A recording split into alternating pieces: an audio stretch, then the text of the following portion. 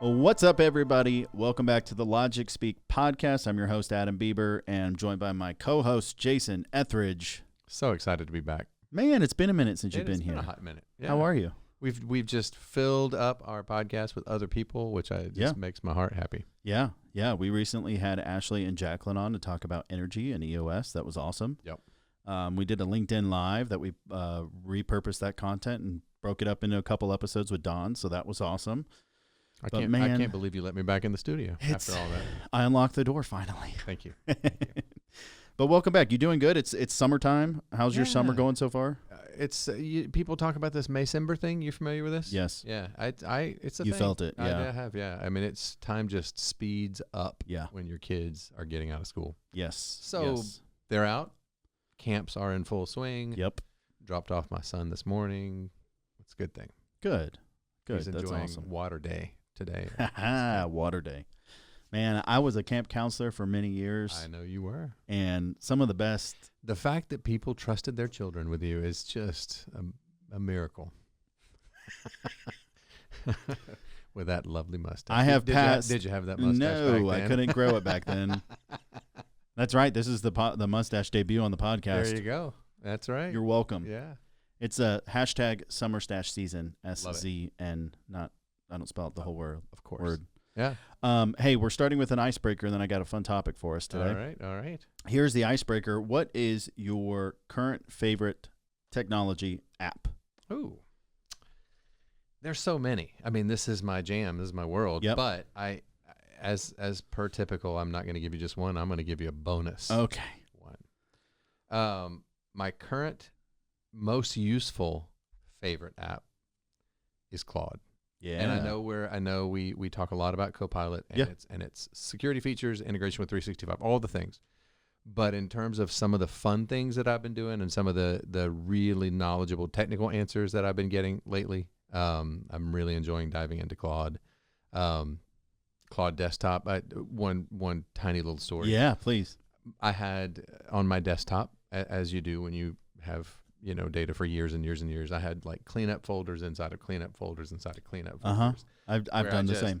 Dump data that I'm not ready to deal with or delete or organize. And back in the day, I would just do that, and then plug up my external hard drive and just then be like, we'll deal with it. But who has plug up later. hard drives anymore? Right? Yeah. And so I had Claude analyze my desktop, create commonalities, understand like the content of the files, and to create a folder structure that would make sense and to organize those files, get my approval, and then move them for me. Oh, that's sweet. And all you had to do was have the Claude desktop app. That's right.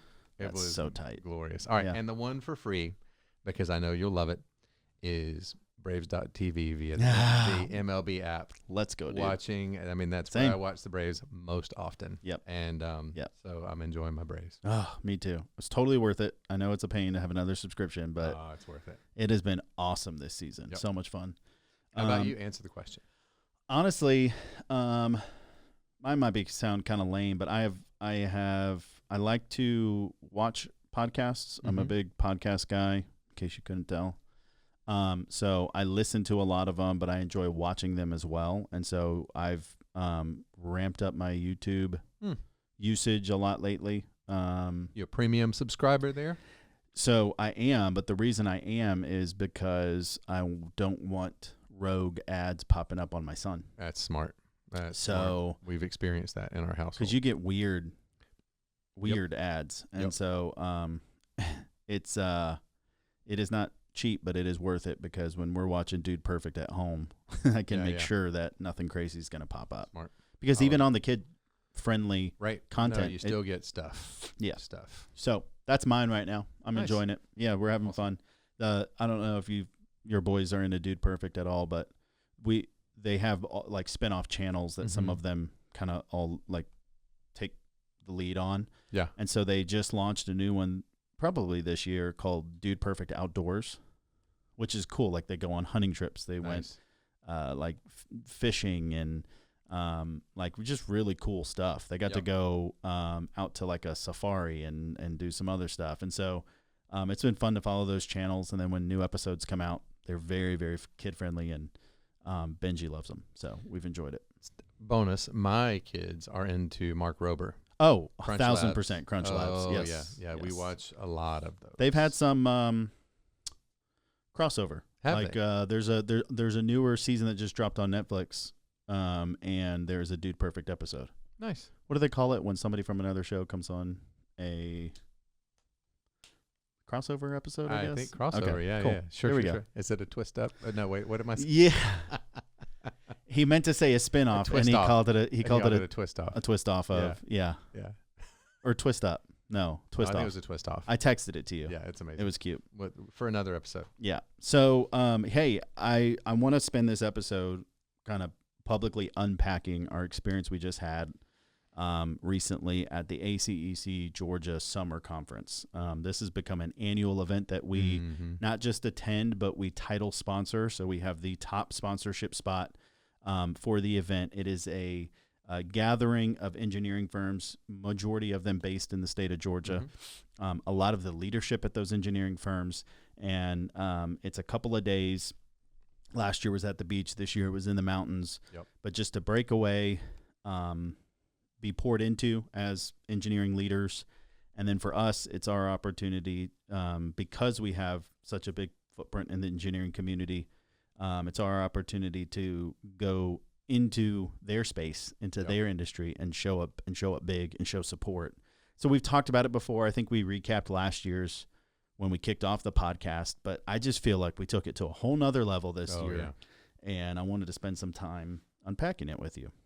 And one of the things about this particular conference, it's the ACEC Georgia Summer Conference and the Engineering Summer Conference. And I love that they balance content and the part of the conference where you go and learn, but then they also cut out a little early every day to give families time to spend time at the spa or last year time at the beach. I mean, it's a very kind of relaxed conference format, which for the conferences you and I have attended in our industry, it is not the case. And so I think it's a really nice time that they give back to the engineering community.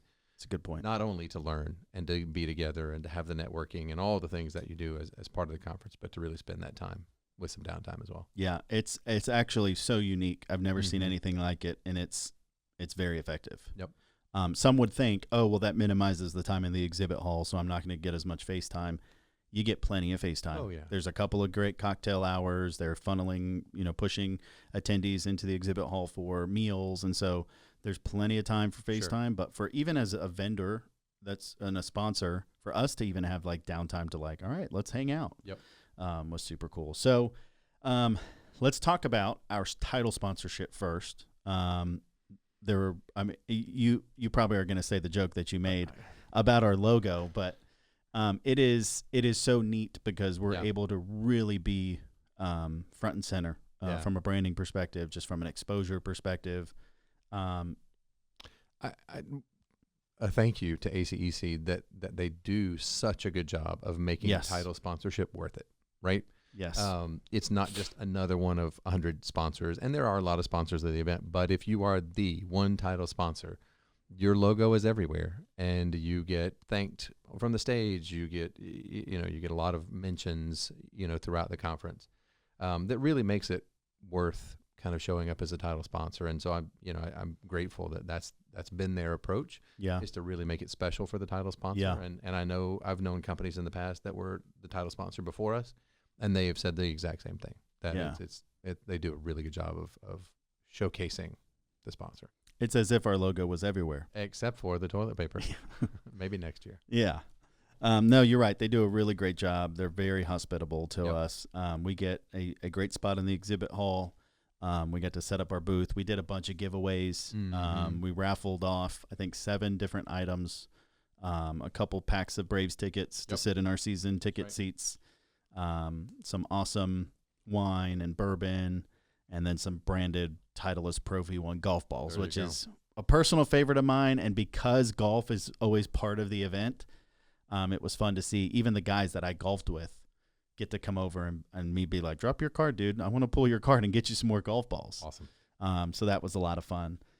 This year we, one of the things that and they did it last year too, You mentioned they give sponsor shout out and spotlight during the general session, but they also offer, as in, like, if you want to submit a video commercial, then they'll play your video commercial going into the session. And so the same contractor that we use to produce our podcast that takes this content and puts it together and helps us get stuff out on social media and helps us with some of that, he came into the office and we shot some stuff so that we could have a super slick engineering commercial. Not even just for that event. I mean, we did it for the event, but it actually can be used for, as a commercial of what we do for engineering companies. Last year's was amazing. Yeah. Right. So impressed with the quality of the production that we did last year, and hands down, this one was even better. Yeah. I could not have been more impressed by the quality. And in fact, I had a couple of people come up afterwards and ask me, like, you must have paid a lot for that. Like that was really, really, really high quality. Yeah. And I just nodded and said, "Oh, it was great. Absolutely." Yeah. But it was really, really impressive. And I think showcased us well to the engineering community and gave our heart behind why we care so much about engineering. Yeah. We've talked about it before, the four concept of just being for people. Yep. And we got to give credit to where credit's due. Jeff Henderson did a great job of kind of coining that term. If you don't know who he is, Know What You're For, I think is the name of his book. Really awesome book. I'd highly recommend. But we often talk about how we're for the community, how we're for our backyard. And we brought back our message to the engineering community that we're for engineers. Yep. Not engineering companies, but the engineers, the people that are working there at them. And so that was a lot of fun to kind of bring that message again and show up for the engineers. You and I had a very unique experience this year. We were both asked to participate in some of the content. I was able to facilitate a general session panel with a couple of professionals in the space, and then you had an entire breakout session where you facilitated a panel with some engineering leaders in the space. Yeah. So I want to, again, thank you to ACEC for letting us be a part of it. I was super honored. I know you were too. Yep. And really, we just were hoping that what we talked about was helpful, valuable. It wasn't a sales pitch for us. It was more about helping to be a part of some really important AI and technology conversations that need to be happening, not just in this industry, but across the board. I think from the conferences I've attended and certainly a lot of the feedback that I've heard, panels are really special because you get real world knowledge, real world expertise, real world practical opinions from people who are in your industry, not talking heads who are paid to come in and speak, and no disrespect to people who are paid to come in and speak. There were some really good speakers as well. Sure. But historically, panels are really well received and people really enjoy those because they get, we consistently in both, we got to see people making notes and coming up afterwards and asking follow-on questions and having really good questions at the end. Yeah.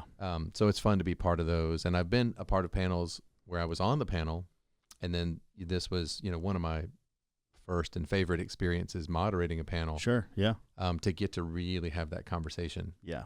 With some fellow engineers. Yeah. And have people in the room that just get to be part of that. Yeah. It was awesome. I really enjoyed it. I think you're right. Like to steer away from the keynote TED Talk vibe and just have a real conversation. And the cool part about it is, as facilitators, you get the ability to guide the conversation sometimes in real time based on what's being said. Absolutely. Yeah. There are, as I know we both, right? You pivot when either there's a hot topic or there's a lot of energy in the room or there's some passion on the stage about a topic. Yeah. Then you might linger longer with a few extra questions, a few more follow-ups. Sure. There might be sections that you cut out because they just, it's just not part of the flow of the conversation. Yeah. So it was really, really fun. Your breakout session was called Engineering Your IT Strategy, Turning Technology into a Business Advantage. Yep. And what was really cool was on your panel, you had two leaders in the engineering space, both companies that we've done work with in the past. Yep. One is 70 years old, the company, not the person that was on the panel, but the company itself is 70 years old. And then the other is, I think they just celebrated 10-ish, something like that. They're 10 years or under, yeah. Yeah, 15 or under. And so really interesting for you to get a broad spectrum. And they are also different in size of employees. Right. So there's longevity in the industry. There's tribal knowledge. There's more startup, entrepreneurial, so we were able to get two really different perspectives. What stood out to me is, we're talking about how technology and really the strategy around how you do technology and IT can truly be an asset and an advantage for you. And what I noticed is, there's a lot of things that people could be doing. Yep. And they did a good job at practically saying like, hey, this is how we do it. Mm-hmm. And they were vulnerable and they were like, it might not be the perfect method, but we're at least doing something. Yep. And some is better than none oftentimes. Sometimes in the drive and desire and effort to be perfect, we can analysis paralysis. We can actually slow ourselves down. Yeah, we can forget about good. Yeah, and so those were just some of my early takeaways. What were your thoughts on? I really liked getting to your point. Just to add on a little bit, the different perspectives of companies at different stages, right? Different stages of growth, different stages of their history. Certainly different levels of operational maturity. And not that that's good or bad. It just is. Sure. Right? So it was good to get that kind of counterpoint, and neither answer was wrong, right? It just showcases the growth of technology strategy and really the increasing importance as you grow. Yeah. What we saw from Brad Robinson, with Practical Design Partners, a heavy reliance on their MSP, which is us, thankfully. Yeah. In terms of the planning effort and really to kind of guide that IT strategy.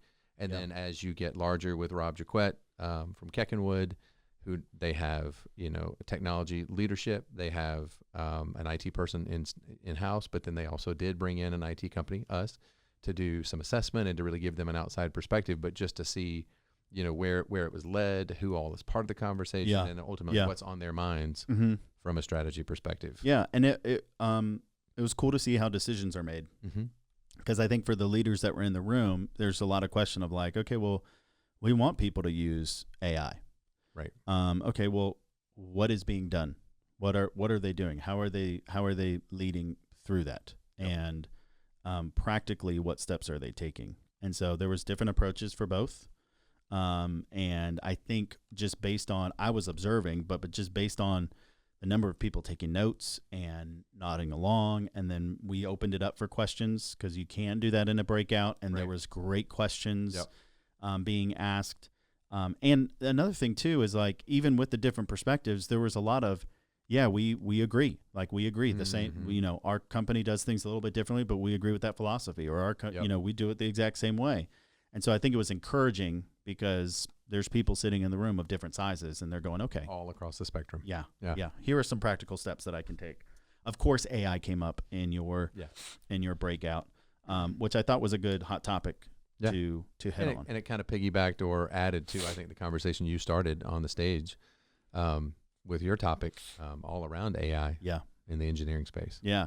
So for that, our topic, the panel that I got to facilitate was AI in engineering, and we covered innovation, ethics, risk, and responsibility. Yep.